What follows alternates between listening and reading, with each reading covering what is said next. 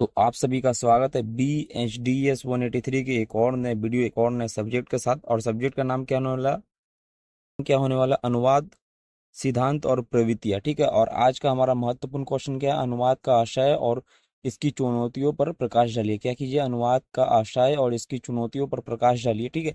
तो इसके पहले जिन्होंने अभी तक हमारे चैनल को सब्सक्राइब नहीं किया, हमारे चैनल को सब्सक्राइब कर लीजिए और साथ ही साथ टेलीग्राम चैनल को ज्वाइन करना ना भूलें, क्योंकि जितने भी इंपॉर्टेंट अपडेट है वो आपको टेलीग्राम पर ही मिलते हैं। ठीक है।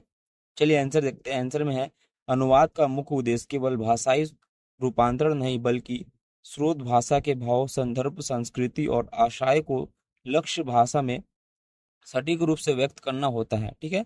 वो इस तरह प्रस्तुत करता है कि पाठक को वह मूल रचना की तरह ही स्वाभाविक लगे। क्या लगे? ताकि वह पाठक को वह मूल रचना की तरह ही स्वाभाविक लगे। ठीक है। इसका आशय यह है कि अनुवाद को दोनों भाषाओं के व्याकरण, शब्दावली, संस्कृत और भावनात्मक अभिव्यक्ति की गहराई से समझ होनी चाहिए। ठीक है। पैराग्राफ चेंज करके लिखेंगे, हालांकि यह कार्य अत्यंत चुनौतीपूर्ण है। क्या है? हालांकि यह कार्य जो होता है अत्यंत चुनौतीपूर्ण है। कई बार शब्दों का शाब्दिक अनुवाद करना संभव नहीं होता है। ठीक है। क्या होता है कि कई बार शब्दों का शाब्दिक अनुवाद जो करना होता है वो संभव नहीं होता है, क्योंकि एक ही शब्द या वाक्यांश का अर्थ भिन्न शब्दों में अलग अलग हो सकता है। ठीक है। क्योंकि एक जो शब्द होता है, एक शब्द का बहुत सारा तात्पर्य होता है। ठीक है। एक शब्द का बहुत सारा संदर्भ होता है। ठीक है। बहुत सारे अलग अलग वर्ड्स मीनिंग्स होते हैं। तो इसीलिए एक शब्द को, एक ही शब्द का वाक्यांश अर्थ भिन्न भिन्न शब्दों में अलग हो सकता है। ठीक है। आगे देखेंगे, सांस्कृतिक विभिन्नताएं, मुहावरे, लोकरीतियां और व्यंग जैसे तत्वों का अनुवाद करते समय विशेष सावधानी बरतनी पड़ती है। ठीक है।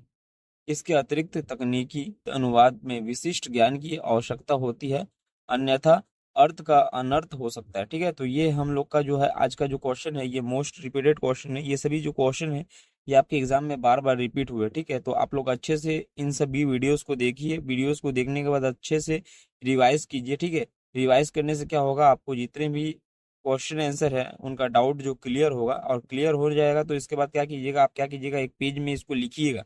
ठीक है। इसे लिखने से क्या होगा, आपके दिमाग में ये परमानेंट सेट हो जाएगा। परमानेंट सेट नहीं होगा तो क्या हुआ, एग्जाम तक तो एटलीस्ट सेव ही हो जाएगा। ठीक है। तो आप एग्जाम में अच्छे से लिख पाइएगा। ठीक है।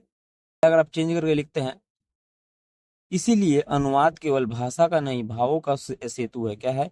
इसीलिए अनुवाद केवल भाषा का नहीं भावों का सेतु है। इसकी सबसे बड़ी चुनौती यह है कि मूल आशय से समझौता किया बिना मूल आशय से समझौता किए बिना उसे नई भाषा में जीवित बनाए रखा जाए, यह इसे एक रचनात्मक, गहन और संवेदनशील कार्य बनाता है। ठीक है। तो ये था आज का हमारा क्वेश्चन। जिन्हें भी हमारा ये वीडियो पसंद है, हमारे चैनल को अवश्य अवश्य सब्सक्राइब कीजिए। साथ ही साथ टेलीग्राम चैनल को ज्वाइन करना ना भूलें, क्योंकि जितने भी इंपॉर्टेंट अपडेट है, जितने भी इंपॉर्टेंट पीडीएफ्स वगैरह है, जितने भी इंपॉर्टेंट अपडेट्स है, टेलीग्राम चैनल को ज्वाइन करना ना भूलें, क्योंकि जितने भी इंपॉर्टेंट अपडेट है आपको टेलीग्राम चैनल पर ही मिलते मिलते एक और नए वीडियो के साथ। तब तक के लिए धन्यवाद।